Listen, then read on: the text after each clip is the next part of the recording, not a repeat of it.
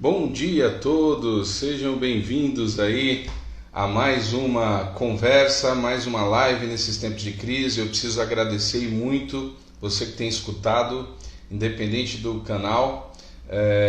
Esses dias que temos conversado aí com muita gente boa, falando um pouco de história, né? E com quem fez história. E hoje é um dia bacana também, nós vamos falar com o Renato, ele já está aqui na sala, e eu vou aqui mandar o convite para ele. E aí nós vamos conversar um pouco mais sobre a história da música e seus desdobramentos. Aqui. Bom dia! Bom dia, Ramon. Bom dia, pessoal. Tudo bem? Seja muito bem-vindo, Renato. É uma alegria ter você aqui nesse momento onde temos dedicado, literalmente, essa foi uma semana de viagens pelo tempo, É, né? eu, Conversas. eu vi os convidados aí, só gente bacana, hein? Rapaz, conversas bem legais aí, relembrando, conhecendo. Eu estou muito feliz que estou vendo a turma, inclusive a turma da nova geração, redescobrindo, né? Eu comentei esses dias com o próprio Carlinhos e com o Manga, que às vezes a gente vê as igrejas cantando algumas músicas, e aí vem o nome lá do último intérprete, aquele que fez a versão mais atual da música, e a turma achando que a música é de quem está cantando agora, sem conhecer a história. Então, isso tem sido bem legal aí desses dias. Eu Mas, fico, eu fico sempre bem. Eu, né, como ministro de louvor também, fui ministro de adoração aí durante. Tenho sido ao longo dos anos. Eu fico muito injuriado, sempre falo isso nas igrejas que a gente vai dar seminário, cursos, porque o pessoal confunde muito essa coisa de compositor, né? Até livros. Eu estava falando isso essa semana num vídeo que eu gravei para uma igreja em Curitiba. Até livro, por exemplo, A Explosão Gospel, né, que foi o primeiro livro da Magali do Nascimento com a professora Magali, sobre uma análise sociológica do movimento gospel e tudo. O livro é ótimo, assim, a análise dela, tudo, mas tem muito erro de compositor, de nome, de banda, o pessoal acaba que isso no Brasil é um caos, né? E aí eu acho, Ramon, se você me permite já uma primeira colocação, manda. por ironia da história, as gravadoras não cristãs, as gravadoras seculares que entraram no mercado gospel, estão resolvendo muito o problema do pessoal, né? O ASAP mesmo sempre fala que tinha a música dele que nunca tinha sido catalogada.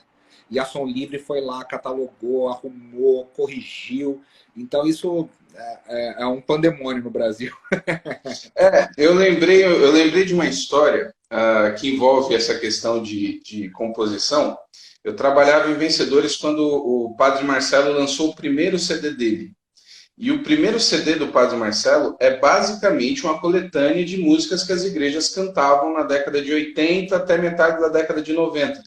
E, obviamente, que o Padre Marcelo não tinha conhecimentos assim real dos compositores, e ele colocou tudo domínio público nas músicas. E aquele CD vendeu assim horrores, né? Até hoje um dos mais vendidos, acho que é o mais vendido dele.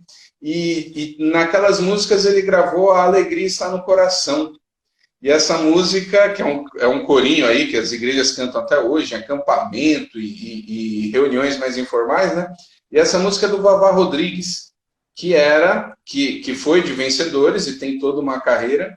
E aí o Vavá chegou um dia lá contando, ele entrou com um processo na época, e aí a gravadora, eu não lembro qual era a gravadora dele na época, não teve problema nenhum com isso, fez um baita acordo, porque o CD tinha vendido muito, e aí nas edições seguintes os compositores foram entrando e a gravadora foi registrando. Mas isso no meio evangélico vou usar a expressão aqui, talvez agora esteja melhorando, mas era muito desorganizado, né?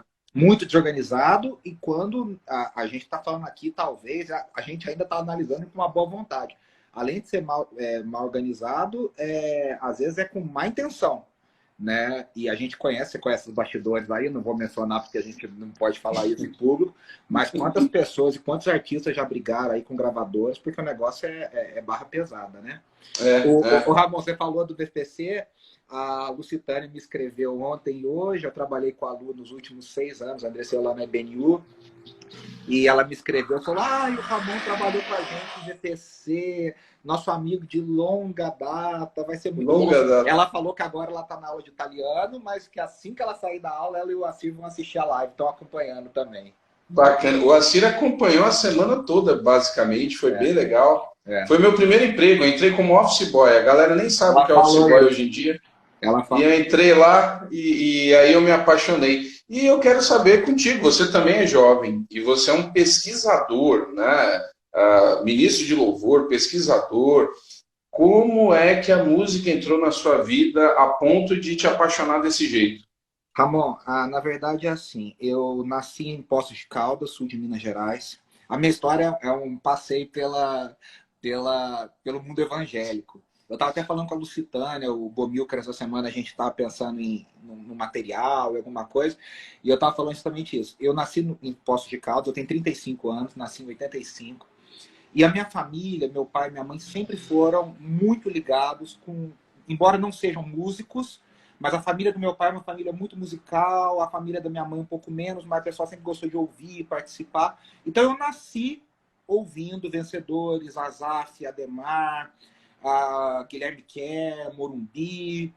Então, assim, eu não lembro quando que isso entrou na minha vida. Eu simplesmente... Isso é uma coisa que sempre fez parte, né? Sempre fez parte. E aí, então, assim, a família do meu pai se reunia, meus tios cantando Luiz de Carvalho e toda essa coisa. No Ministério de Louvor, eu entrei com 8 anos de idade. Eu era da igreja... Minha família toda em Poços de Caldas é da igreja metodista. E eu entrei com 8 anos de idade, bem naquela transição, no começo dos anos 90, da transição para o movimento de louvor e adoração nas igrejas, com banda, com tudo aquilo. Comunidades. Então eu comecei no Reto Projetor e depois, com 10, 11 anos, já estava tocando na igreja, tocando assim, aos poucos, cantando. Com 15 já era ministro de louvor da igreja. E as coisas na minha vida assim, foram muito precoces. E aí o legal, Ramon, é que assim, com 9 anos eu descobri Ronquinol. Fantástico. Foi 90, assim que chegou aqui no Brasil pela Bom Pastora, o God is Able, em 94. Tinha uma livraria evangélica lá em Poços que chegava os discos, eu já ia, eu conhecia os vendedores, eu era amigo, eu ficava lá e tal. E aí eu me apaixonei por aquilo. E aí eu comecei a pesquisar muito Integrity Music, Osana Music. E assim, eu vou te mostrar, eu vou pedir a licença. Opa! Só para te mostrar aqui. Olha, Deus que me perdoe, mas vou te mostrar. Olha isso aqui. Eu também tenho meu cantinho, aqui, que maravilha. A minha coleção de Cancion, Marcos Witt, Wiener, de Integrity, são 2 colunas dessa atrás. Eu era apaixonado, viciado. E aí, o que acontece? As coisas vão acontecendo de uma forma muito louca, né? Você comprava os VHS, né? Eu comprava VHS, eu tenho CD, eu tenho tudo.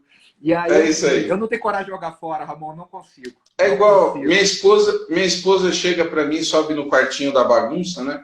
E diz, você não vai se desfazer? Aí eu olho, aí os meus filhos, pai, é tudo na internet. Aí eu olho e falo assim, mas eu gosto de pegar o encarte. Eu gosto de ver, de ler. E eu também não consigo. Eu não consigo. E aí eu sei que eu me apaixonei com esse negócio. E aí eu fui conhecendo. Eu não falava inglês na época.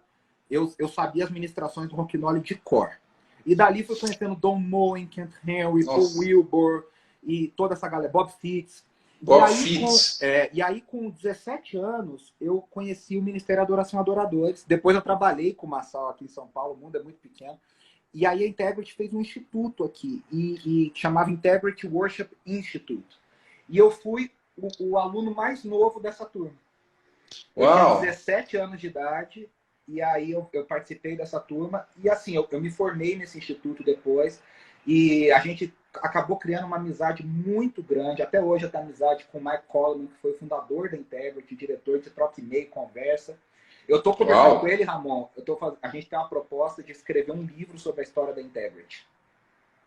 Isso é...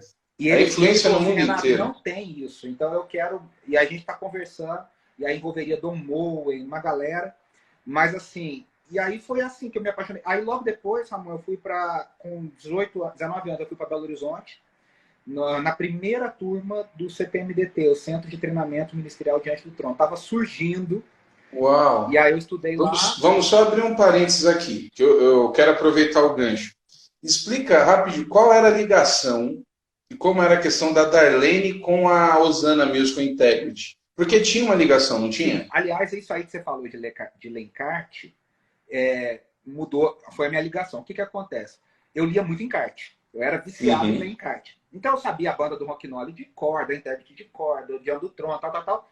E aí um dia eu estava lendo o encarte Chegou o primeiro disco da Hillsong que chegou no Brasil, através da Bom Pastor, mas ele foi pouco vendido, foi o Shout to the Lord 2000, que eles lançaram em 98, que tem até uma gravação do Rock'n'Roll com Alvin Slaughter e a Darlene. Isso, eu tinha, eu tinha esse disco é incrível, que na verdade é uma coletânea das melhores músicas Porque o que acontece? A Hillsong surgiu na Austrália. E quando chegou nos Estados Unidos, a Integrity que lançou eles nos Estados Unidos. Okay. O que a Integrity propôs? A Integrity foi bem na época que houve uma troca que o líder de louvor chamava Geoff Bullock, que escreveu O Poder do Teu Amor, ele pediu para sair. E aí a Darlene assumiu. A Darlene era a segunda, a Darlene assumiu. Então o que a Integrity fez? A Integrity falou, olha, vamos fazer um CD de coletânea, regravando as músicas que tem até aqui, na voz da Darlene. Então eles pegaram 6, 7 discos que eles tinham até a época e regravaram. Esse disco foi o que foi regravado pelo Diante do Trono aqui no Brasil, chamado Aclame ao Senhor, lançado no ano 2000. Na minha opinião, talvez seja um dos melhores projetos, do começo ao fim, da música cristã contemporânea. Ele é inteiro. Eu gosto muito. Eles fizeram o Shalom de Jerusalém em português também, não foi? O Paul Wilbur. Foi. Que é esse, eu gosto muito desse. Foi tudo no mesmo ano. O Shalom em 2000 e o Aclama Senhor, se não me engano, foi lançado em 2001, mas foi gravado em 2000. Isso. Mas o Aclama Senhor é fantástico. E aí o que acontece? Eu peguei esse Shout to the Lord 2000, e aí eu bati o olho lá, Darlene Check. Aí eu falei, cara, eu já vi esse nome em algum lugar. Onde eu vi isso? Aí que eu me dei conta que era no primeiro Diante do Trono. Tinha acabado de sair, era 99. O Diante do Trono, o primeiro lá saiu em 99. Aí eu olhei e falei, caramba. E aí eu conheci a Hillsong. Comprei e não tinha nada no Brasil. Nada. Exatamente. E aí eu tinha que depender de primo, de prima, de tio que trazia do exterior. Tinha uma prima que morava em Portugal, uma tia que morava nos Estados Unidos, mora nos Estados Unidos. E aí eles traziam para mim esses materiais. E aí, quando a gente tinha relacionamento com o pessoal que, na época, você conhece, acho, a Kebar, que depois começou a distribuir. A Kebar, é isso que eu ia falar. Eu tenho a memória das coisas da Darlene chegando. Eu estava em dúvida se era Kebar ou se era BV, mas aí você falou na Kebar, a Kebar realmente teve isso. Eu acho que o primeiro que eu lembro, assim, do que começaram a falar da Darlene, era o Blessed.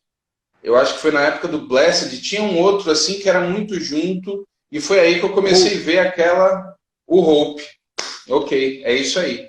Que foi, eu não lembrava se era Kebar ou se era BV. E foi na mesma época do Adoração Adoradores. Então, e a Kebar estava junto, porque a Integrity estava junto. E tem uma relação familiar ali, o dono da Kebar era cunhado do Jorge Navac, que era o diretor da Integrity para a América Latina. E aí o que acontece? Eu acabei a gente começou fazendo uma pressão na Kebar, no Clóvis, na galera. Vamos trazer. Foi na mesma época que a Aline Barros gravou o Bem-Aventurado, o Blessed. Porque assim, né? E aí uma outra coincidência. Nessa época, a Hillsong demitiu não, mandou embora, sei lá. Enfim, chegaram a um acordo lá, o líder musical, que foi o Russell Frager, que era o cara que deu a cara da Hillsong desde o início até 2001. Em 2002, assume Ruben Morgan. E aí o Blessed faz a virada, aquela virada musical que é o que a gente conhece hoje no Brasil como worship, né?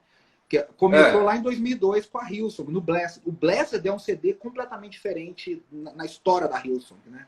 A estética muda, né? O jeito, a qualidade é absurda. E é engraçado porque eles têm essa virada, e aí eu olho e falo assim, nossa, é a versão feminina do Rock'n'Roll, que o Rock'n'Roll fez com o Sing Out, por exemplo. O Ramon, você sabe que eu faço uma análise.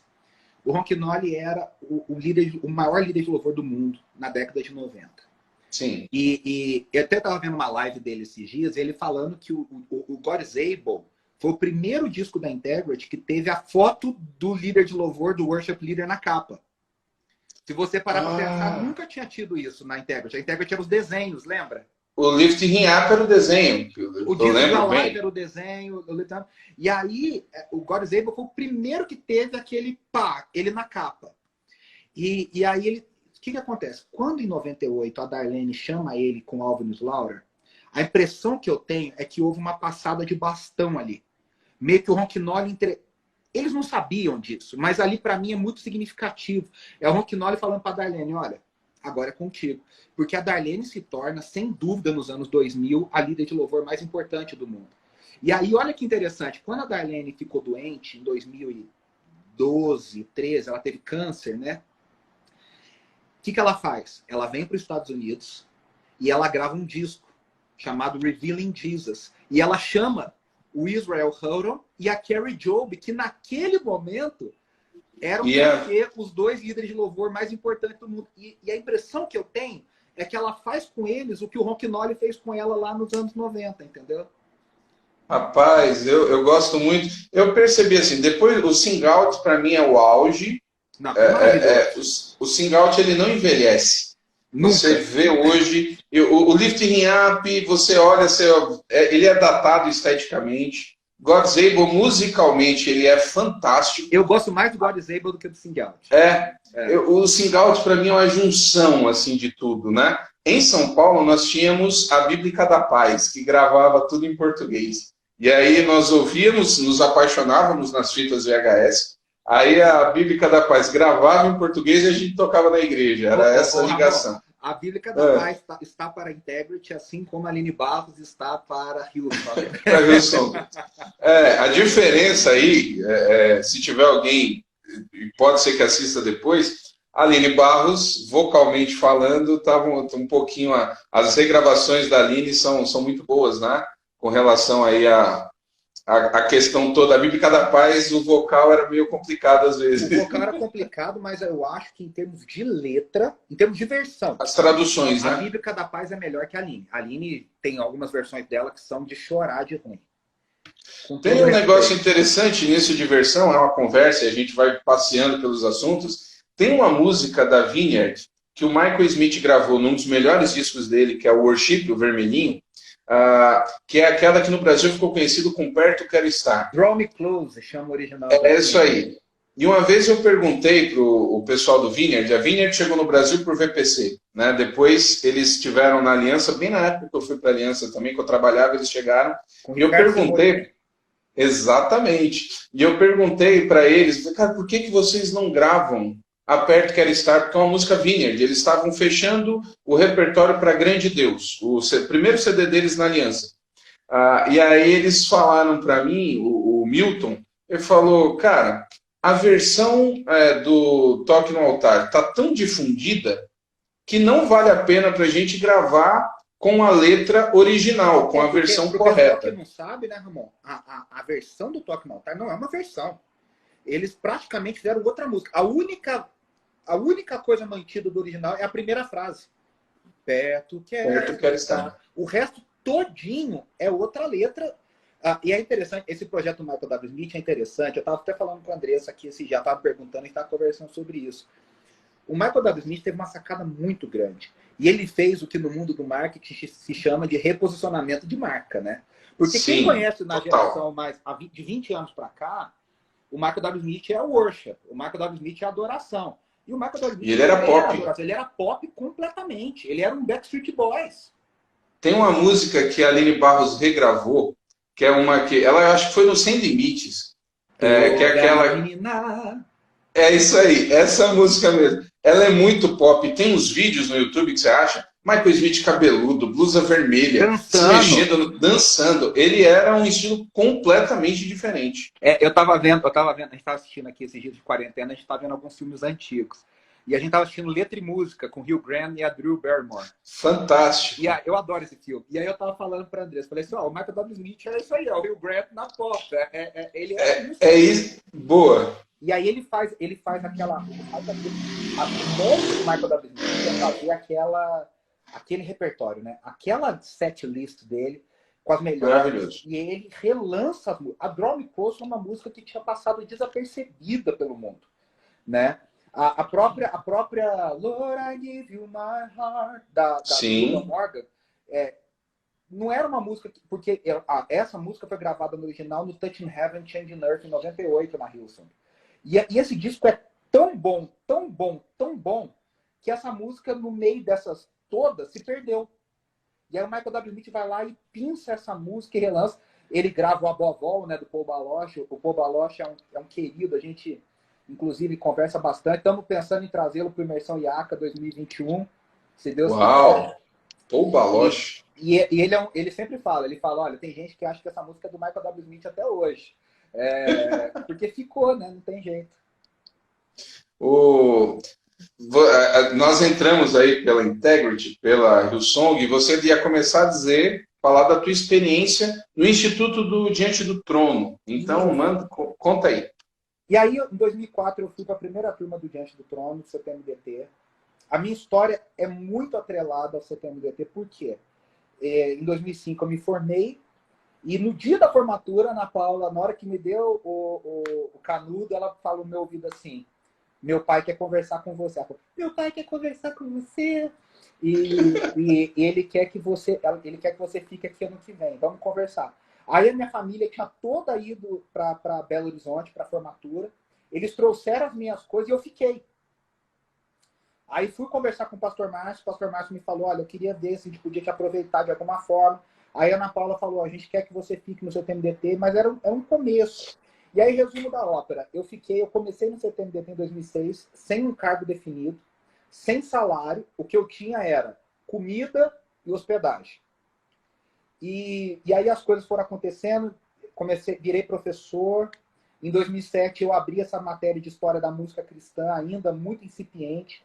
Em 2009 eu levei 40 alunos no Som do Céu, 25 anos. Está até registrado pelo Marcelo Galberto no livro de 25 anos do Som do Céu. Porque eles tomaram um susto. Marcelo falou, Renato, eu nunca imaginei que um seminário do Diante do Trono fosse se interessar pelo Som do Céu. E aí a gente começou uma aproximação com Carlinhos Veiga, com Gerson Borges, mais próximo. Aí eu levei Bomilcar no CTMDT. Eu levei o Estênio Márcios no CTMDT. Caramba! Levamos o Lobos. E aí eu trabalhei, Ramon, aí comecei a dar aula de liderança de louvor com a Ana Paula, a gente começou dividindo.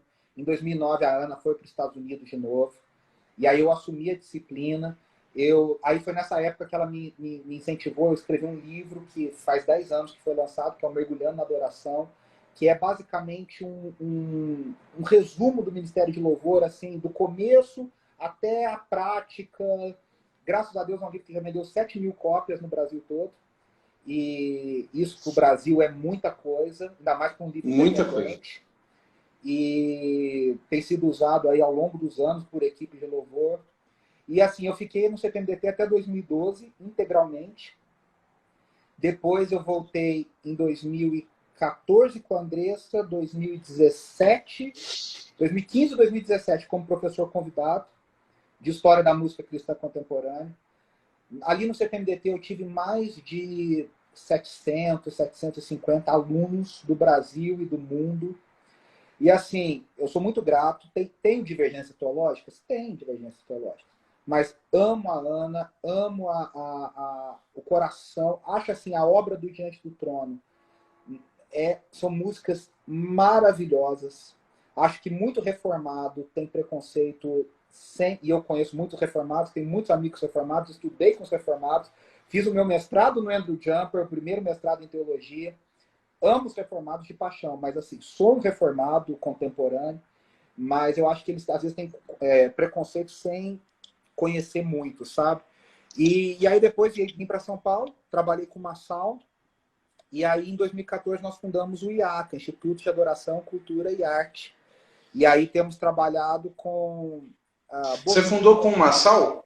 Eu trabalhei com o Massal 1 ano e Ah, meio. tá, mas ele não faz parte do IACA. Não, não. A gente começou aqui em São Paulo, o Instituto Adoração e Adoradores. E aí, em 2014, por uma linha ministerial, a gente tem amizade até hoje com o Massal, toda a família. A gente começou o IACA com o apoio do Gerson Borges, do Bomilcar, Jorge Camargo, Serjão, do Baixo e Voz. Então, a gente tem trabalhado Baixo e voz. João Alexandre e tal. Temos trabalhado no treinamento de líderes de louvor, de artes. E, enfim. E aí, esse ano, agora, estou plantando uma igreja, que é a Igreja Batista da Metrópole, a ID Metrô. Estamos começando no meio da pandemia. Domingo vai ser a nossa primeira celebração online. E aí, estamos aí. Rapaz. E, assim, a história da música, como, né, ficou aqui, acho que claro. Amo essa coisa da pesquisa, tenho militado ao longo disso, divulgado isso, dado workshop sobre isso, porque eu acho que isso muda. Até estava te falando, né, no Andrew Jumper, quando eu fui falar com o Eber Júnior, que foi meu orientador, o Eber Júnior falou, olha, você vai escrever sobre música. Eu falei, mas eu não quero. Ele falou, mas ninguém vai escrever sobre música aqui, eu quero que você escreva. E aí eu fiz uma análise teológica do movimento de louvor e adoração.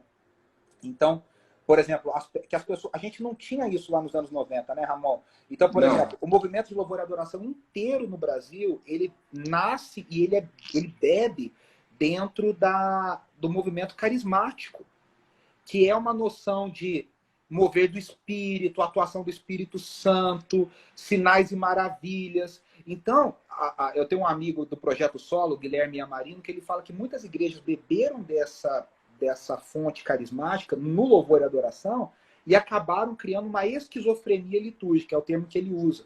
Porque igrejas reformadas começaram a adotar um estilo carismático de louvor. Igrejas metodistas começaram a adotar um estilo carismático, porque você não tinha uma leitura. Muito. Veio no pacote, né?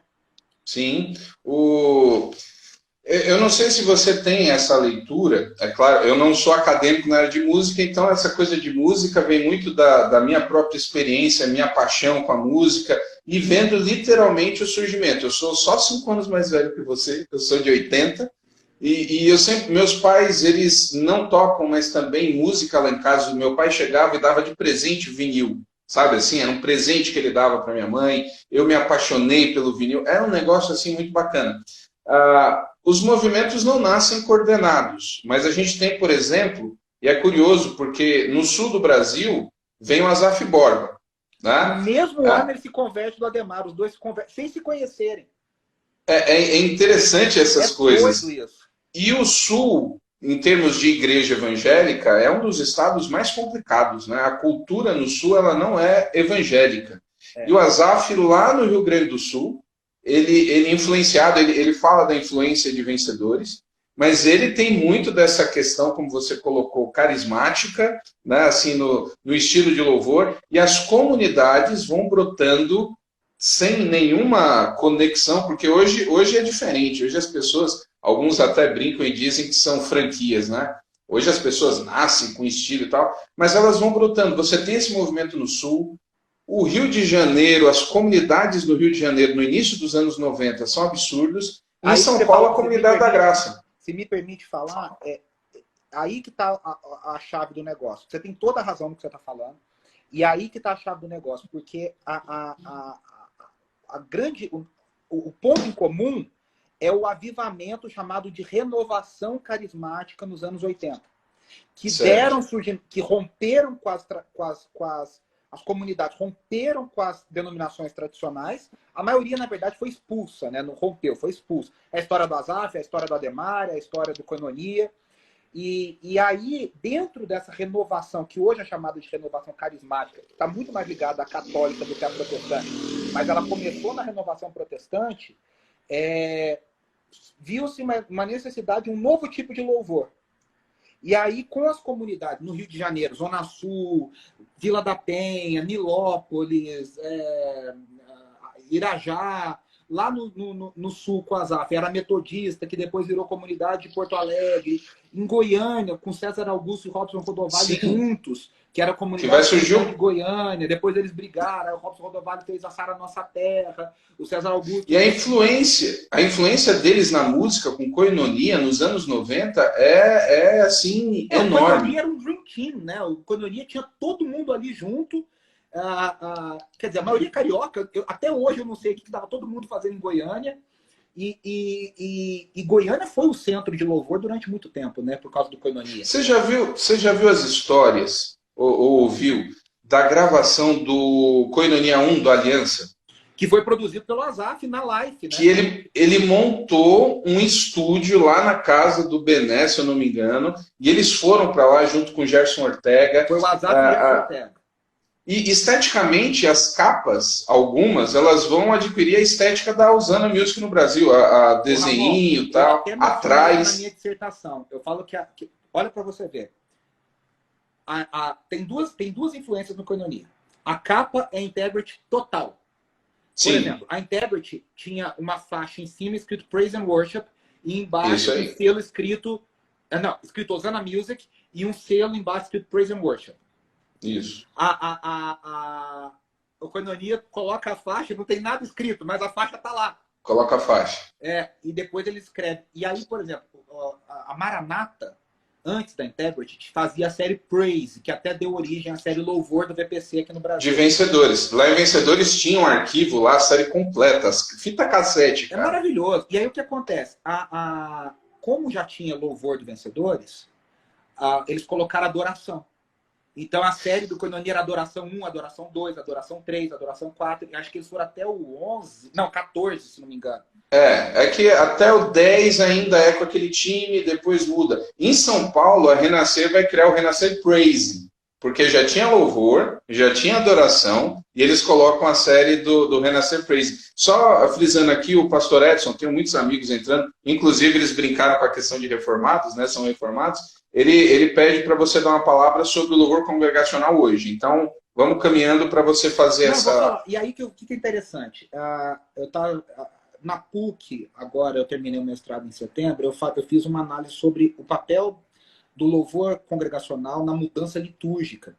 E é interessante a gente perceber que esse movimento de louvor e adoração mudou a liturgia da igreja mais em 50 anos, mais do que 1000 anos anteriores.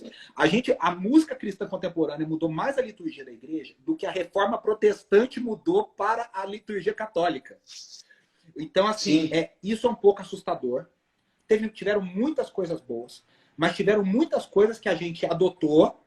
E agora, com a distância histórica, eu acho que a gente consegue olhar para trás, Ramon, com a ajuda de pesquisadores, de pastores, de líderes, olhar para trás e falar, aqui a gente passou do ponto, vamos retomar algumas coisas. E é o que tem acontecido. Tem se levantado uma linha de pastores, uma geração de pastores, de líderes de louvor, que estão olhando para trás, estão estudando, estão vendo a herança reformada, estão vendo a herança contemporânea. Um Bob Kauflin da vida, que nasceu na Vineyard, e hoje é uma referência reformada, que ministra com John MacArthur, que ministra com Piper, que olha para trás e fala, caramba, isso aqui é muito legal, mas teve coisa que a gente passou do limite, que a gente precisa retomar da herança protestante. E aí eu acho que a gente está conseguindo fazer uma leitura de equilíbrio muito legal. De gente contemporânea, de gente que dialoga, de gente que gosta de música, mas de gente que também quer retomar a herança litúrgica da igreja de uma forma bacana. Então, assim, o louvor congregacional no Brasil, ele passa por toda Porque o que acontece? A Integrity americana é bom para formatar as coisas, sabe disso? Eles vendem o pacote completo. Então, o pacote Praise and Worship, ele vem completo. Por exemplo, uma característica do Praise and Worship, cantar sobre tabernáculo. Uhum. Quantas canções a gente tem que cantar? Não, sing out é o tabernáculo todo. A gente tem lá o Kent Henry na versão da Azaf Borba do Rio de Vida, em 1996, que era uma versão da Integrity, que ele grava. Quando entra em tua presença. Esse disco é bom também, viu? As portas do louvor. O Liquinap, entrarei em tua presença. Beto Tavares, na época que estava na 8ª presbiteriana de BH, o irmão do Celso, né, o Beto, da Vineyard hoje, Vineyard Piratininga, que compôs lá. Além do véu tu estás. Ele tem um CD solo muito bacana. Essa música é linda. Essa música é linda. O Eli Soares regravou essa música. Ah, é? É, no CD dele, acho que é Memórias, ele gravou essa música. Eu amo essa música do Beto. O Beto é um querido amigo, então assim. Mas você vê que o Marcos Witt escreve um livro chamado Adoremos, que ele fala, lançado pela editora Betânia, estava até esgotado, que ele fala sobre o tabernáculo. Então, era uma temática muito importante, era o tabernáculo. Vamos abrir outro parênteses. Eu te falei que a conversa rende, né? Eu tinha te falado antes. Marcos Witt na Integrity, porque ele tem a Canção, inclusive a Canção teve no Brasil, não sei se ainda está. Mas o Marcos Witt, nesse movimento, ele pertencia também à Integrity? O Marcos Witt, ele é o maior nome da música cristã latina. Isso. O Brasil não faz parte da América Latina, embora muita gente teme dizer, porque o Brasil não é de fala hispânica. O Brasil é outro. Ele nunca gravou um álbum no Brasil, apesar de ter gravado em português. Ele gravou em português o Venceu. Venceu e ele gravou o Deus é Bom. Eu estava na Aliança, a Aliança distribuiu o material dele no Brasil. Ele tomou tanto calote, ele teve tanto problema no Brasil com o material dele, e ele, com o Ricardo, né, eles tiveram, a Aliança trouxe, acho que talvez o mais bonito, um dos mais bonitos dele, que é o Deus de Pactos, né? Maravilhoso. E no Brasil vendeu absurdo. E aí ele gravou ali por volta de 2005, 2006, aquele Dios es bueno, ele gravou em português, Deus é bom. Verde, né? É ele na capa com fundo verde. Tem uma versão em português, inclusive com o Lu. Acho que em 2006 ele lançou em português. Mas ele já tinha feito a versão do Venceu. Só que ele fez no México. Inclusive um amigo nosso, o Nelsinho Juncker, era aluno dele na época lá no CCDMAC, lá no Canção, no Instituto Canção, no México, e gravou em 99, 2000, ele lança o Venceu, que é o Venceu em português. Mas o Marcos Witt, mesmo assim, ele é uma grande influência no Brasil. Ele gravou um disco com a Integrity, que se chama... Nossa, deu um branco agora. É o azul? É um cara inglês? Verde, que ele grava aquela música... Nossa, daqui a pouco eu lembro. Daqui a pouco eu volto. Peraí que eu vou lembrar. Tá. Que é o que ele grava... É um disco só que ele grava pela Integrity. O resto é tudo pela Canção. Mas o Marcos Witt é o maior nome da música latina, cristã, hispânica. A maior influência. Ele bebe do modelo Integrity Music, não tem como. Ele copia o modelo Integrity Music. Mas assim, o Marcos Witt tem uma característica muito grande, muito própria, né? Do jeito de ministrar, do jeito de compor. Sim. Na minha opinião, a melhor época dele foi 95, 96, 97, 98, que ele lança O Poderoso, Alabadle, Venceu e depois O Incêndio na Luz. O Incêndio na Luz é um projeto maravilhoso. Você falou do Incêndio na Luz, eu tenho... Rapaz, o R.R. Soares matou a música no Brasil. Qual? Acende uma Luz. Você sabia que ele gravou? Ele gravou. Eu falei, gente, uma música dessa, ficou um negócio tão... Mas fecha parênteses, enfim...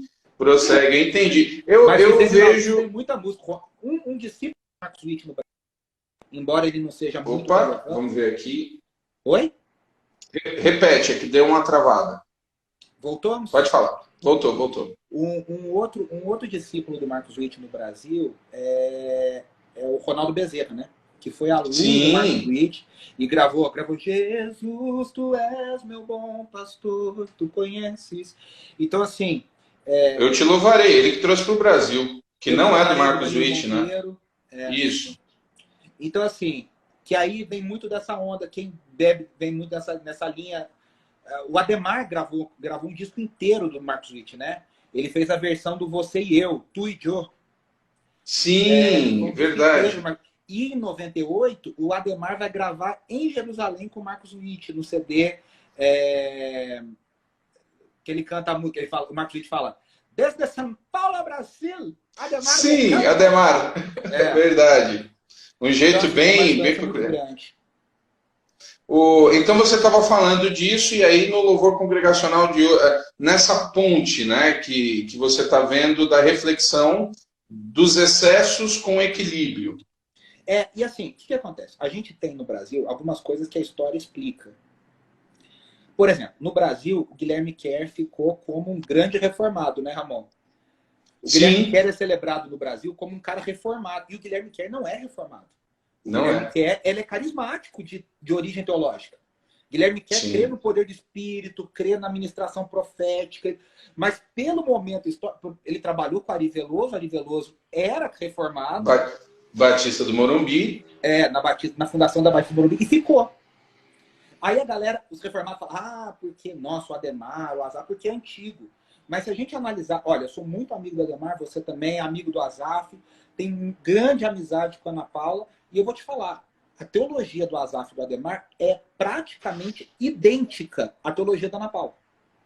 Uhum. Só que na época não tinha rede social, não tinha Instagram, não tinha tanta exposição. E aí, pelo critério de antiguidade, vai ficando, a pessoa fala, que maravilhoso, nossa. E é o Guilherme Kerr. Então, assim, não estou dizendo que está errado, não estou dizendo nada disso. Eu estou dizendo só que as pessoas acabaram criando algumas categorias que não existem. Aí a gente olha para trás hoje e fala, caramba, olha que legal. E aí a gente consegue transitar tentando aproveitar com equilíbrio o melhor desses mundos. E isso, para mim, é muito legal. Você falou da questão dos excessos, né? E, de fato, quando você falou que foi com a turma lá do Instituto, lá do Diante do Trono, no Som do Céu, nossa, porque realmente você... Engraçado que hoje a palavra é muito assim, polarização, falando hoje, dos últimos 5 anos. Mas no meio da igreja, no meio do louvor, essa polarização, ela data do início das gravações dos discos, né? Então, na década de 80, na década de 90, eu estava em São Paulo. Então, você tem a questão do movimento que vai surgindo em São Paulo, e aí você tem a questão do gospel, do rock, e aí você tinha a polarização. Dentro das próprias igrejas tradicionais batistas, você tinha corinho, cantor cristão. A área da música sempre traz essas divisões. Nos Estados Unidos, eles têm um termo para isso, né? Que é a chamada Worship Wars, que são as guerras de adoração. E olha, livros inteiros escritos de autores renomados. Nós temos a Marva Dahl, que é uma luterana, temos o John Frame, o apologista reformado, que escreveram livros sobre essas guerras de adoração. A Worship Wars. Então, assim, no Brasil isso foi muito forte nos anos 90, né? Sim, muito forte. Então, por exemplo, eu lembro de uma situação emblemática, e isso tem a ver com a influência da própria Integrity. Trabalhava em Vencedores, então eu ia em muita livraria, eu fazia entrega, eu cheguei a fazer entrega de vinil, caixa de vinil, cara. Então você imagina, levando para Bom Pastor no centro. Parece outro mundo, né? Outro mundo. Quando eu lembro, gente, eu embalava vinil em 96. O CD no Brasil, ele pega mesmo por volta de 98. 98 acho que tem a transição total, aí você tem vinil. Mas saiu, do Diante do Trono, saiu o VHS do primeiro. Então eu estava fazendo as entregas, observando aquelas mudanças, as comunidades, a Aline Barros estourando, né, ali em 95, 96. A comunidade Vila da Penha, ela ganha uma projeção com a Aline Barros. Ramon, né? Você me permite fazer só um adendo sobre isso? Porque, assim, a Aline Barros, ela era parte da Vila da Penha, como você falou. Sim, filha do pastor. Ela com 16 anos, em 94, com consagração. Mas a Aline Barros, ela era uma solista, ela era uma cantora. Porque o que acontece? A gente tem que lembrar todo o contexto histórico. Ela teve aquele escândalo na Xuxa. Sim, Minha Rainha. Em 95, que ela canta Minha Rainha, Minha Fada Encantada, você é iluminada pelos laços. E aí o que acontece? O pai dela recolhe a Aline, e aí ela lança o que para mim ainda é o melhor disco dela, que é o Sem Limites. Produzido pelo Roupa Nova. E ela era cantora. A Aline não era ministra de louvor. Tanto que a Aline até hoje não é uma grande ministra de louvor. Né? A primeira worship leader no padrão Integrity, tá travando para você aí? Não. Eu tô olhando aqui o relógio, só isso. A primeira worship leader no Brasil, com a ideia Integrity completa, é a Ana Paula Valadão. Ana Paula, é isso que eu ia te falar. Eu lembro bem, quando eu entrei em São Paulo, a Conde de Sarzedas dominou o mundo, né? Mas antes da Conde, antes dela alcançar a proporção que teve, e a internet quebrou a Conde nesse aspecto. Quem vê a Conde hoje não imagina o que era a Conde no final dos anos 90. Não, imagina. A Conde de Sarzedas mudou uma data da Expo Cristã, acho que de 2004. Eles mudaram por causa de uma questão, porque a Conde influenciava na Expo Cristã. Os caras vinham para comprar na Conde, não na Expo, né? Só curiosidade. Eu amava. Tinham as distribuidoras nas galerias do centro de São Paulo, da 24 de maio.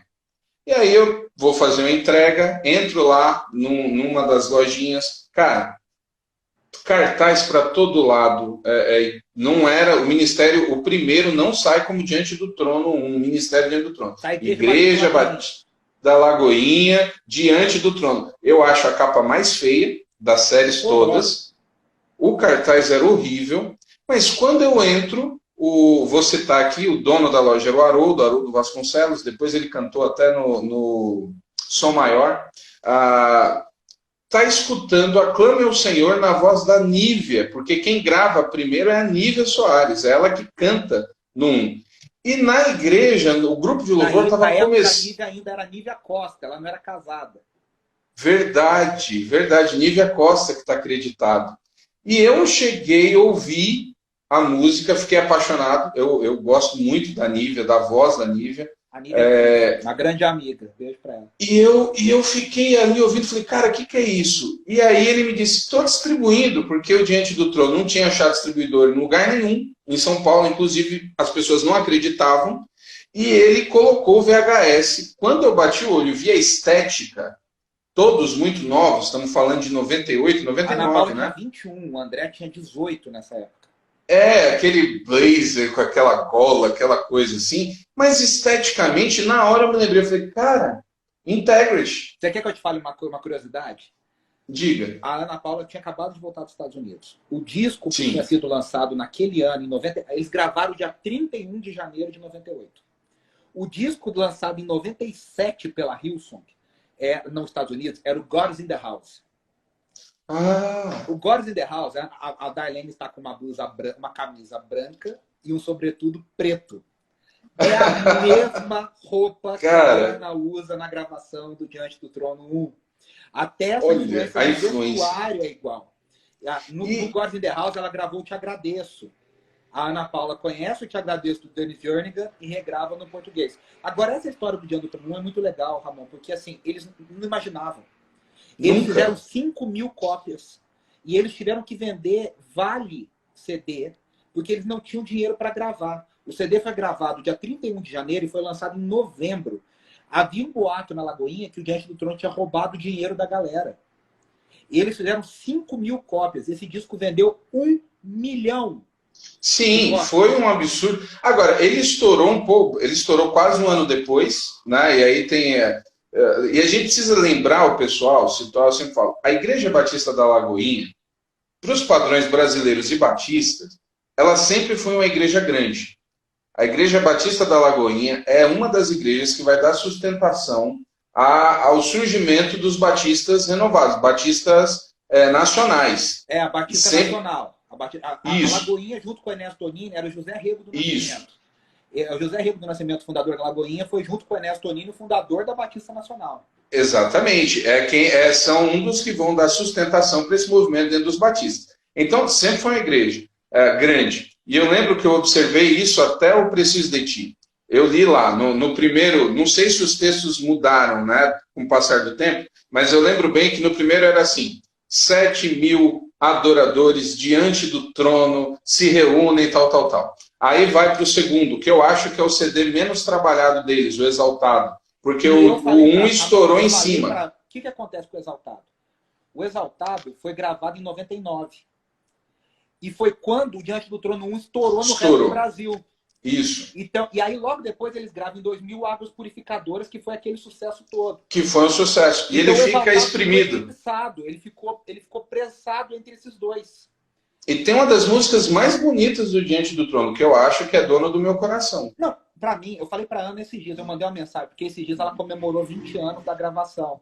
E eu mandei pra ela, falei, Ana, na minha opinião, o Exaltado é o melhor projeto do Diante do Trono. Do começo ao fim, o Exaltado tem Exaltado em Santidade, que é a música maravilhosa do Diante do Trono.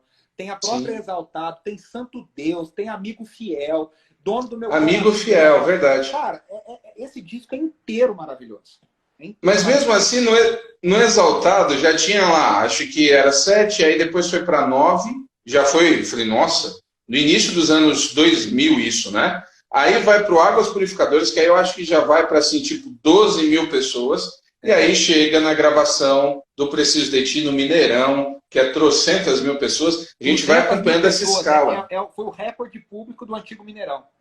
É um negócio. Então, eles vão ganhando essa projeção, mas quando eu, lá em 90, final de 98, eu conheci o Diante do Trono muito no começo mesmo do CD, antes dele estourar. E você tinha. E uma questão aí, além da música, tem um negócio que depois do Diante do Trono pegou no Brasil inteiro, que foram os chamados ministérios de dança. Você tinha no Sing Out o Ronquenoli lá com a dançarina, é lindo aquilo, né? De uma menina lá no meio, acho que é aquela Praise for Every Nation, não sei, não tem inglês. Isso, que entra a menina dançando com um vestido lindo, lembra? Lembro. Que ela fica bem no meio, é um negócio lindo. Blusa branca e saia azul. Sim, que faz. E aí o Diante do Trono entra, e a partir de então o ministério toda. Aí teve, eu acho que uns, sei lá quanto tempo, toda a igreja tinha um ministério de coreografia. De dança profética dentro desse Isso. Movimento. E aí, fazendo o link com os excessos. Isso estoura, você estava em Minas, no coração de um movimento que surge, que é a adoração profética, que vai surgir ali. E eu fui numa gravação em 2003, não lembro. Eu fui na gravação do Águas Profundas do David Keelan. Foi 2003, acho. Isso, e fui lá, e foi a primeira vez que eu fui em um evento só dessa linha. Cara, eu Batista.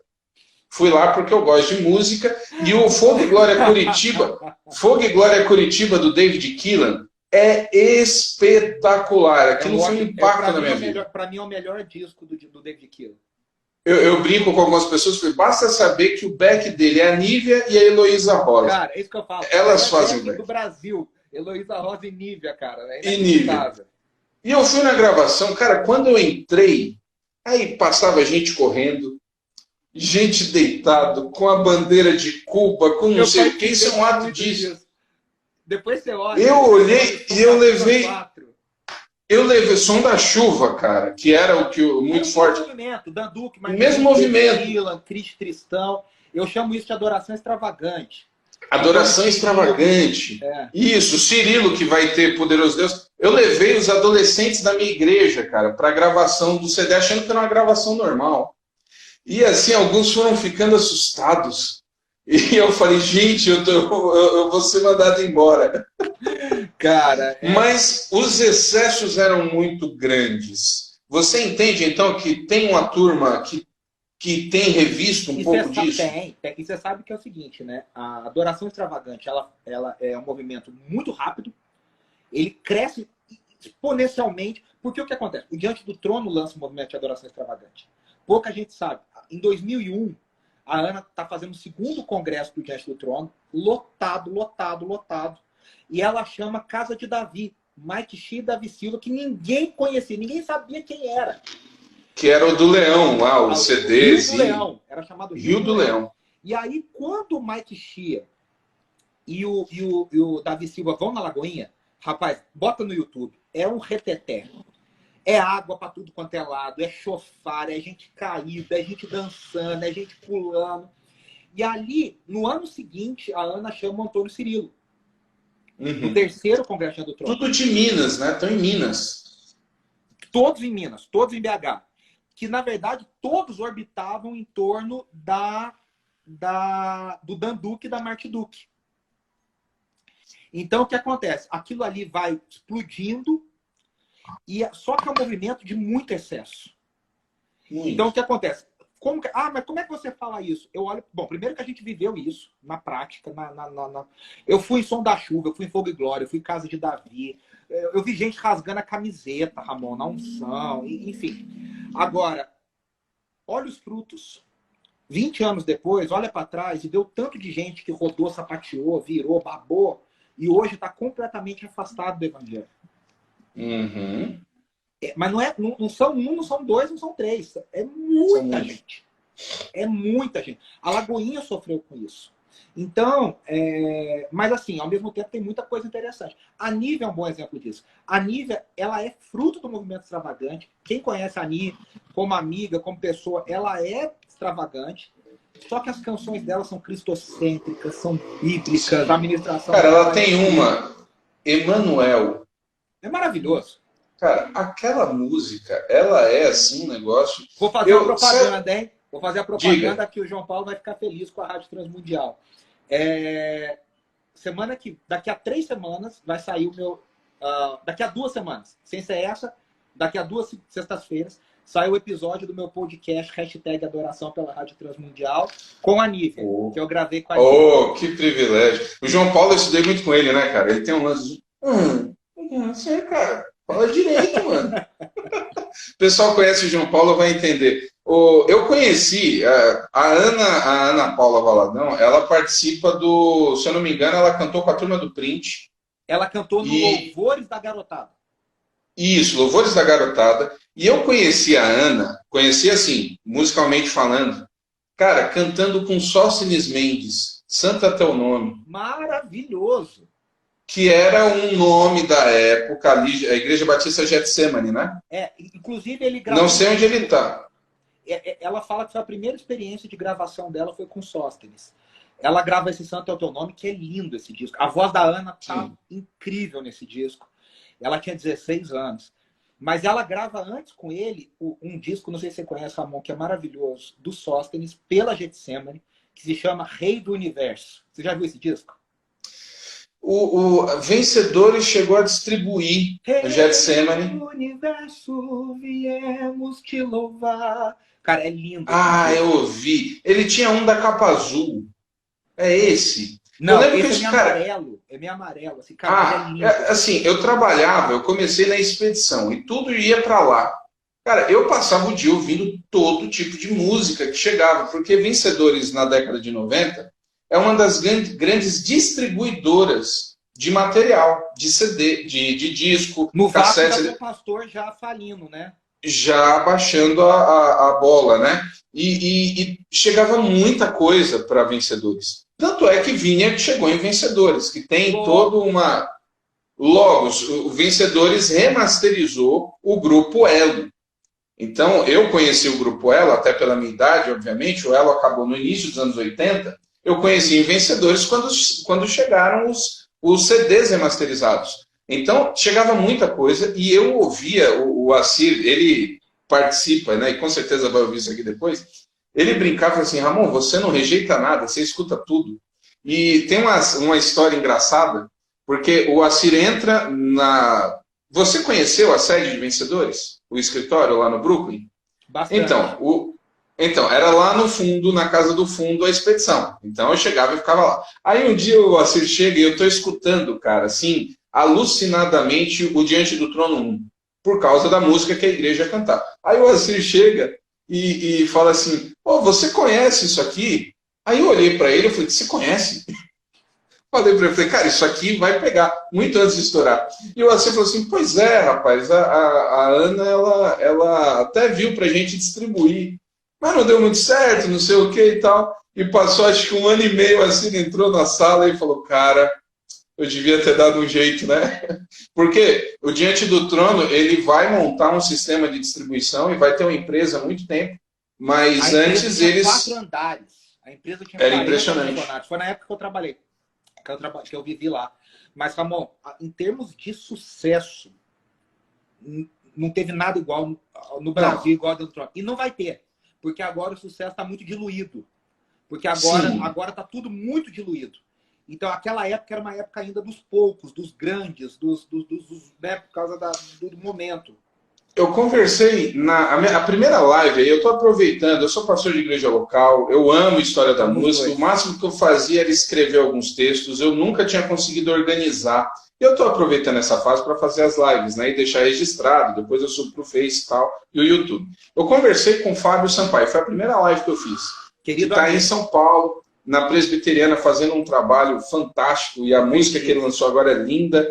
E ele diz algo interessante. Ele diz que a última grande unanimidade, que foi o Diante do Trono, o Thales flertou com isso, e aí teve os problemas. e ele disse que está tudo pulverizado e ele também não acredita que surja mais algo. Você também concordo com o Fábio. A última unanimidade foi Diante do Trono. O Thales chegou perto, mas o Thales não teve sustentação. Ele não teve condição pessoal, porque cá entre nós, ser unanimidade é muito pesado. E a Ana Sim. só conseguiu ser o que ela foi, porque ela sofreu muito. A história dela, assim, ela conta isso muito abertamente. Ela sofreu muito. Renato, espera só um pouquinho. O Instagram vai derrubar. Eu vou fazer o seguinte, para a gente fechar esse assunto, eu vou encerrar essa e a gente abre mais uma para fechar, né, e poder se despedir direitinho. Pode ser? Ô, Renato, antes de você entrar, eu estava comentando, não sei se você escutou, eu falei que eu começo dizendo não vou passar, né, não vai ficar cumprido, mas o assunto rende e a importância é muito grande. Ô, Ramon, né? A gente tem que fazer outra live, outro dia, para falar sobre a história do Renascer. Renascer Sim. Praise, e a importância do Renascer Praise. Falar a história, a importância do Diante do Trono na moldagem do movimento de louvor e adoração no Brasil. Cara, tem muito assunto para falar sobre isso. Esses movimentos, não dá tempo, né? Muita coisa que as pessoas nem imaginam. Hoje você tem, como a própria igreja, o movimento evangélico no Brasil, ele explodiu nos últimos 10 anos, mais ou menos isso, talvez 15 anos. É um cenário assim completamente diferente. E tem muita gente que se converteu nesse período e que acha e vê a igreja nesse cenário. Aqueles que cresceram na igreja, como é o meu caso, o seu, chegando aí nos 40 anos, cara, é outra igreja. E as referências, e a gente está diante de um movimento... É outro, a forma de assimilação é outra, a maturidade das equipes de louvor é outra. Isso. Então, assim, tudo é muito diferente.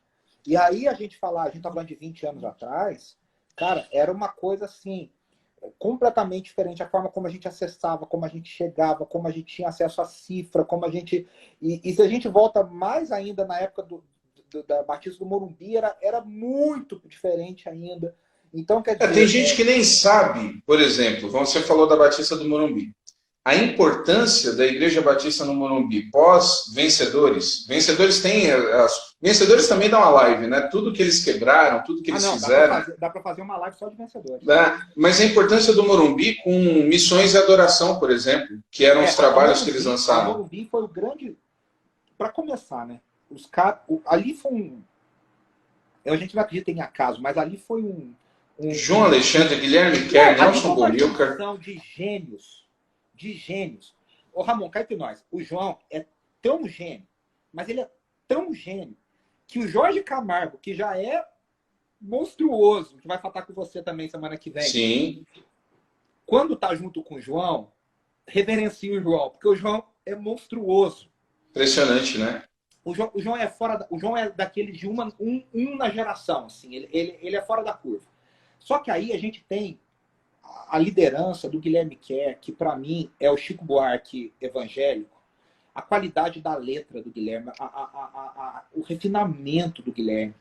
E aí fazendo música que é aquela geração pós-vencedores, né? Eles ficaram velhos para VPC, tão quariveloso, o Guilherme consegue ter dinheiro e condição para contratar essa galera. Então vem Guilherme, a segunda liderança é o Bomilcar, e aí vem o Heather chegando, se agregando. O Heather era fantástico. Que era o Jorge Camargo e o João Alexandre, que na época eram muito jovens. Né? O Jorge, que é considerado o timbre mais bonito daquela geração.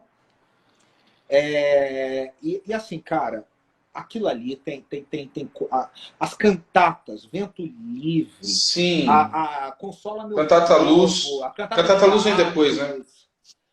Tudo ali. A Cantata Luz, que Vencedores distribuía, que foi gravada lá em Goiânia. Cara, aquilo ali é fora do normal. Do normal.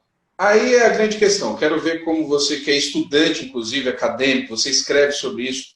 Nós temos esse movimento, ele se encontra com os louvores de comunidade, você ainda percebe isso ali no meio dos anos 90. A letra é um diferencial.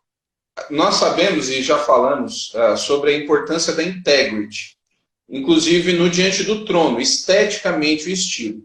Total. As letras da integrity eram muito boas. As letras do Ron Kenoly, eu não sei quem são os compositores, se é ele mesmo, mas A são maioria não. lindas. As letras do Bob Fitts, que no Brasil não explodiu tanto quanto o Ron Kenoly, o Don Moen por causa das cantatas, também eram letras fantásticas. O Diante do Trono, não sei como está agora, mas eu lembro que assim, eu até desisti, eu até já tinha me acostumado, quando eu pegava encarte, todas as músicas eram da Ana Paula. 99% das músicas eram dela. É. Até Eu Preciso de Ti, na verdade, as letras do Diante do Trono também são letras, vou usar a expressão grandes, não que são compridas, mas você tem letra. Muita Mas letra. isso parece que se perdeu muito nessa nova, né, nesse momento. Eu acho engraçado as pessoas falarem de worship como se fosse algo novo e estão fazendo o que acontecia no início dos anos 2000 nos Estados Unidos. Na Mas as adoração letras não extravagante, surgem. na adoração extravagante, isso lá nos Estados Unidos é chamado de Modern Worship. Uhum. Mas lá nos Estados Unidos ainda tem letra. Quem é o grande papa desse movimento foi o Matt Redman, um britânico que vem para os Estados Unidos e se associa ao movimento Passion. E aí ele compõe The Heart of Worship, que aqui no Brasil foi o David Keelan que fez a versão que é a essência da adoração. Ok. E aí a maior estudiosa em louvor no mundo se chama Monique Ingalls. E a Monique Ingalls chama isso de invasão britânica, que é esse jeito U2 de fazer louvor. É o jeito Coldplay de fazer louvor. E aí United vai divulgar isso também, né? vai. Aí a Hillsong entra, que aí é aquela versão, a Hillsong entra nisso também, em 2002, United pega aí, e aí a Matt Redman, é onde hoje está o Chris Tomlin, que para mim hoje é o maior ministro de louvor do mundo, Chris Tomlin, entra Carrie Job depois, entra essa galera. Só que o que acontece? O Brasil passa por essa mudança de letra, de menos letra. Ramon, Diante do Trono tem letras maravilhosas. Azaf tem letras maravilhosas. Delírios. O Renascer Praise tem letras maravilhosas. E aí você pega, quando chega no momento de adoração extravagante, as letras diminuem. Fica eu te amo, eu te quero, eu preciso e tal. E aí acaba que hoje se voltou para uma coisa dessa. Eu acho que a gente está no meio termo. Nós temos músicas que têm letras muito bonitas ainda sendo compostas, mas a maioria são pouquíssima letra e uma letra assim. Para mim, a grande questão de letra é a seguinte: você pega os anos 80, você vai ver que até o meio.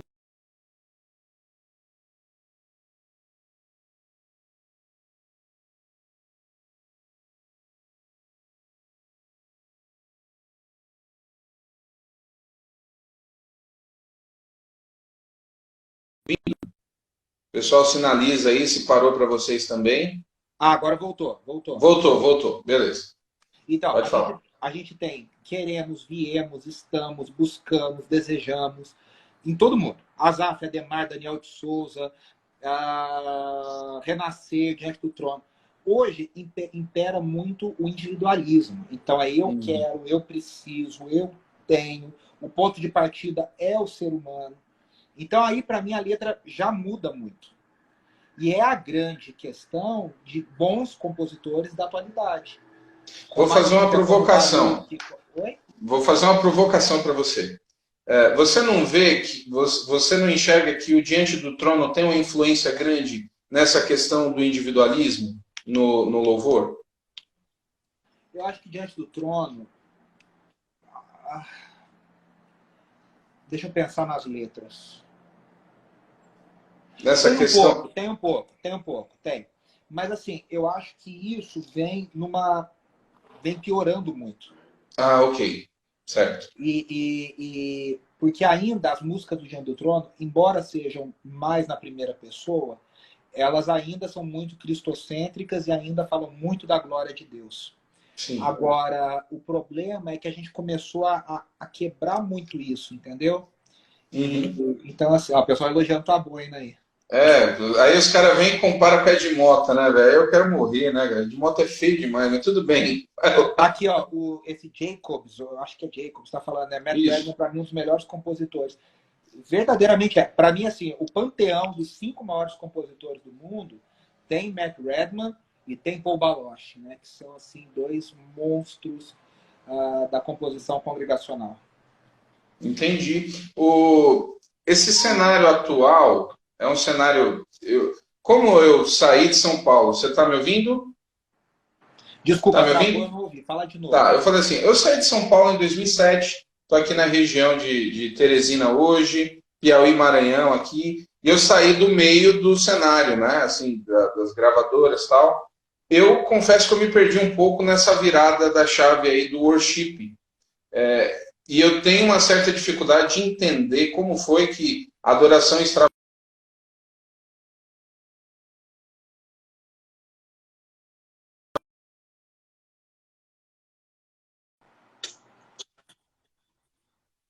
Agora voltou. A tua internet está travando. É a minha aqui que está travando, então? É. Que aparecia. Vamos lá, vamos tentar concluir essa mini aqui do tempo.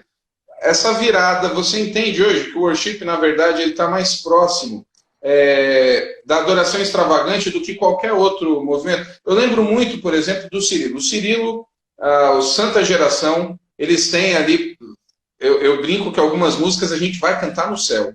Né? Grande é o Senhor é uma, essa música é impressionante, e a outra é Poderoso Deus, que são músicas assim maravilhosas. Mas eu lembro quando chegava um CD lá na Aliança, e quando eu era da equipe de vendas, eu ia escutar, cara, tinha música de 15 minutos, com 3 linhas. A Casa de Davi, no terceiro CD deles, O Coração da Noiva, é um triplo. O segundo CD tem 2 músicas, cada uma tem 24 minutos. É isso aí. Então, assim, agora o que acontece? Eu vejo uma diferença. Eles são parecidos na influência, porque foi uma geração que hoje, vamos dizer, é que tem menino mais novo que isso, né? A Isadora Pompeu não tem nem idade para ter vivido o Adoração Extravagante. Mas a gente tem o Isaías Saad, tem o André Aquino, tem uma galera que é fruto desse movimento. Mas a diferença para mim é que o movimento de adoração extravagante, embora tivesse a influência do Dan Duque e da Marty Duke, era um movimento genuinamente brasileiro. O que acontece com o worship hoje? O worship hoje é um movimento que bebe da adoração extravagante dos Estados Unidos.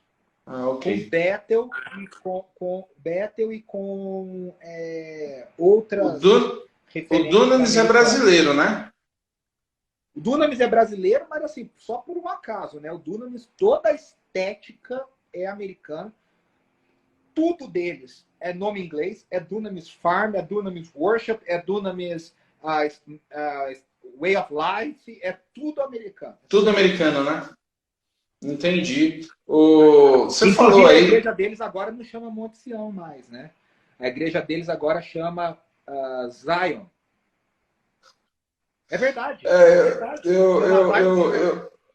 Eu passei a minha vida inteira, né, dentro desses conflitos de música que normalmente eram associados a mais velhos e jovens.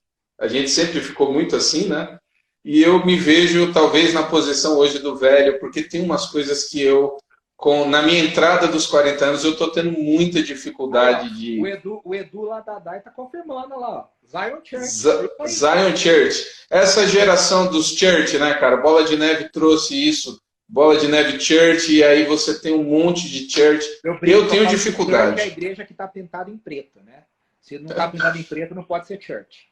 Pois é, tem toda essa, e aí são outros assuntos. E eu quero frisar, para a gente encerrando agora, esse momento, não quero atrapalhar aí ninguém. Ô, Ramon, oi. Já me convido para um próximo dia que você quiser conversar, tem assunto para valer. Vai ser um prazer, viu? Com certeza, com certeza. É gostoso essa troca, né? Assim, e essa semana eu entrevistei o Cris do Filhos do Homem, não sei se você conhece. Filhos do Homem é uma banda também, é um ministério que surge ali no início dos anos 2000, que faz uma... Isso, eles são de Pato Branco, né? Eles fazem... Pato Branco, daí? Eles fazem uma transição para a linha de louvor com rock, tem toda uma questão. E ele também cresceu na igreja, de um modo geral. E essa troca de pessoas que cresceram na igreja, que acompanharam as viradas, ela não é comum, na verdade. A gente tem muita gente que se converteu depois. Aqui na igreja eu tenho o Davi, que está acompanhando, que é o nosso líder aqui da música, que também cresceu na igreja, e a gente troca essas figurinhas, mas de modo geral as pessoas não sabem. Alguém perguntou do GDIas, o GDIas, que é daí de Teresina, o GDIas foi meu aluno lá, alguém escreveu aqui antes na live, foi meu aluno, gravou também aí, eu não tenho gravado para ele louvor, tá muito ligado ao pessoal do Sertão, do Impacto do Sertão. Agora olha que interessante, o Filhos do Homem, lá nos anos 2000, 2001, 2002, gravou aquela música Eu Sou Não, essa é do Palavra Antiga. A Casa de Deus, lá, esqueci a música agora. E ele Casa Favorita. Casa Favorita, que era baseado no livro do Tom Tenney, né, do Caçadores de Deus, Casa Favorita, que falava onde você gosta de estar. Sim. E eles tiveram que regravar e colocar onde o Senhor gosta, porque houve uma rejeição dessa música porque chamava Deus de você. Olha. Hoje, no worship, Deus é você. Até o Diante do Trono já gravou música chamando Deus de você. Já é uma guerra perdida. Exatamente. Eles gravaram o Toque no Altar, gravou uma música do Delírios no CD Mãos Limpas.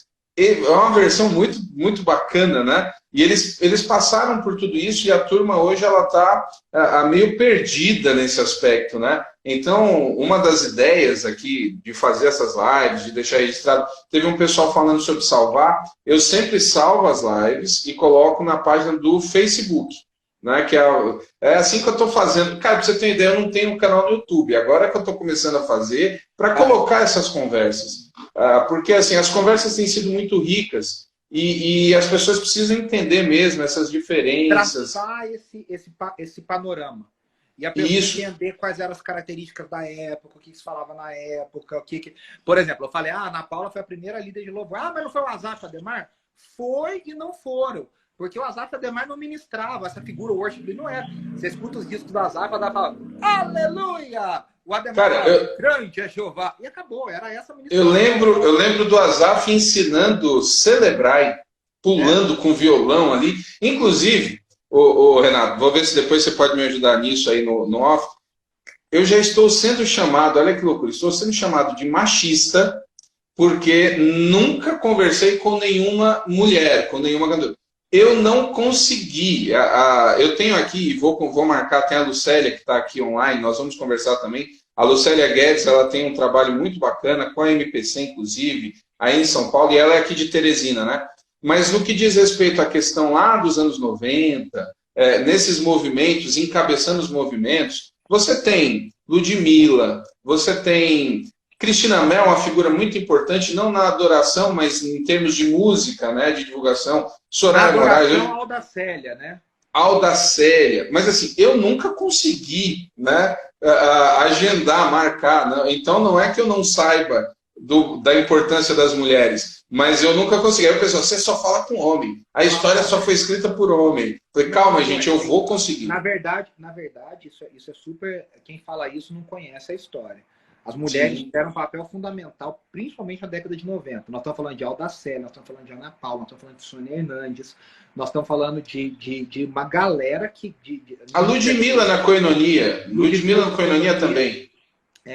Agora, dessas todas, a que mais conhece a história, que conhece o repertório, que reconhece, que sabe, é a Ana Paula, de todas que eu conheço. A Ana Paula, ela é isso. Ela tem uma história com a igreja, ela valoriza, ela conhece, ela bebia em vencedores, ela bebia de Guilherme Kerr, Batista Morumbi, Wesley Marlene. Esses dias ela me escreveu, falou assim, Renato, quem que cantava essa música? Ela cantou a música, eu falei, isso é Wesley Marlene. Então, quer dizer, ela conhece Wesley Marlene. Milad. Então, Wesley Marlene, que era do Milad. Dessas todas, a Ana Paula é a que mais conhece. E depois acho que a Lucitânia. A Lucitânia também, por tudo que vem vencedores. A Audacélia, eu perdi o contato com a Audacélia, mas a Audacélia também viveu muito dessas coisas, né? Mas, a Audacélia, a turma foi para Brasília, que é outra história maravilhosa que a maioria das pessoas não conhece. A turma foi e ficou em Brasília, com Koinonia. A Audacélia ficou com a comunidade de Goiânia, não foi isso? Foi, ela ficou na época que chamava Comunidade Cristã de Goiânia, e ela gravou, o Kleber Lucas ficou com ela no primeiro disco. Se chamava Projeto de Deus. É um disco muito... A minha vida é um projeto de... Se eu não me engano, se a minha memória não trai, é 96 isso. E aí depois ela... Peraí. Gravou dois projetos. E Vamos ver se volta. Ah, voltou. Ela gravou dois projetos. Ela gravou Eu Creio no Poder dos Joelhos que se dobram. Nossa! Esse é lá em Goiânia. Verdade. Ela gravou o outro, outra música que fez muito sucesso, que é aquela. Obrigado, Jesus, pelo amor que não morre. Essa música é versão? Não, isso é dela. Isso é dela. É dela mesmo, né? É. E aí ela saiu e a igreja mudou de nome, né? Aí o César Augusto virou apóstolo e aí chama Igreja Apostólica Fonte da Vida. Porque mudou algumas vezes, né? Eu falei assim, nossa, eu nem sei como é que tá chamando atualmente. Agora é a Igreja Apostólica Fonte da Vida. Eu conheço, é muito bonzinho, é muito bacana, o filho do César Augusto, que é o Davi, que é líder do Pedras Vivas. Ok. Pois então, com certeza, Renato, a gente vai conversar de novo. Né? O pessoal que entrou aí pela tua página, pelo teu... Pode se inscrever aqui no Instagram. Segue o Ramon. Isso, porque eu tenho feito... Amanhã eu vou conversar com o Wiltinho, que é do Raízes, de Brasília, que é uma banda também, que por muito tempo o pessoal falava assim, roupa nova, no estilo roupa nova e tal. E segunda-feira eu vou falar com a Zaf, cara. Segunda-feira tem uma Zaf marcada. Então tem muita coisa boa vindo aí, Jadão, Zé Bruno, e eu fico feliz Jorge que eu tô... Camargo. O Jorge Camargo. Cara, o João Alexandre eu fiz à noite, porque era o horário que dava, né? Eu tenho feito nesse... O João não faz. Exatamente. Exatamente. Eu tenho feito nesse horário, porque eu não vou atrapalhar a live de ninguém, porque tarde e noite tudo é live, né? Então eu tenho feito nesse horário. Fiz com o Carlinhos Félix ontem, foi uma conversa muito legal, ele contando os bastidores do CD dele. Para mim, o melhor CD do Carlinhos Félix é o ao vivo, que ele fez no Canecão. E ele contando a história dessa gravação, eu fiquei assustado. O Carlinhos é um também que tem muita influência norte-americana, né? Tocando com o pessoal e tal, então... Ô, Ramon, deixa eu fazer uma propaganda. Eu tô vendo aqui o pessoal, quero agradecer aí todo mundo que tá elogiando a conversa, falando, obrigado. Eu gravei no final do ano passado um curso, que vai virar um curso online, que eu conto essa história dos anos 60, 70, 80, 90, eu faço um paralelo. Foram 3 dias de gravação à noite, e aí eu tive a participação do João Alexandre e do Jorge. Então o que eu fui fazendo? Eu fui contando e eles iam cantando. Cara, foi um negócio assim que Deus me deu de presente, Ramon. Se ninguém gostar, já Deus me deu de presente. É o que eu sinto aqui conversando. E na quarta-feira, foi na terça o João e o Jorge, na quarta eu recebi o Bomilcar pra gente falar dos anos 80 e 90. Então eu tô editando esse material, tô colocando na plataforma. Se Deus quiser, em breve, eu vou ter esse curso online já pronto, já de história da música cristã contemporânea. Pois, com certeza, quando estiver pronto, vou divulgar. Pessoal que está aí ouvindo, agradeço também aí. Eu fiz, cara, despretensiosamente, eu criei, já tem um tempo, criei um blogzinho, né? Coisa antiga, blog é antigo hoje em dia, né? E eu escrevo lá por décadas também, mas, de novo, né? Baseado basicamente no que eu vivi, ali em Vencedores, as informações, conhecendo. E eu sou apaixonado, acho muito importante isso. Então, cara, eu tô à disposição sempre que você precisar, pra gente conversar aí de... O pessoal tá falando aqui, sugerindo pauta, hein, Ramon? Sérgio Pires, eu tô vendo. Vencedores. Se quiser falar de movimento gospel e renascer, se quiser falar, enfim, a gente vai falando aí, estamos à disposição. Vamos, são muito com certeza a gente vai marcar e criar o conteúdo. Agradeço muito. Olha, de verdade, brigadão pela conversa aí contigo. Depois a gente vai trocar umas figurinhas. E é isso aí, pessoal. Enquanto estiver sendo possível fazer as lives, estou fazendo aqui, tentando agregar aí nos ministérios de todos. Abraço pro Edu, abraço pro pessoal de Votuporanga que está falando, a Sara, aqui uma galerinha. Obrigado, gente. Flávio. Tem. Show de bola, tá bom? Valeu. Até mais, queridos. Vou postar, daqui a pouco eu subo no Facebook para quem não acompanha tudo e a gente vai conversando. Grande abraço, Deus abençoe a todos.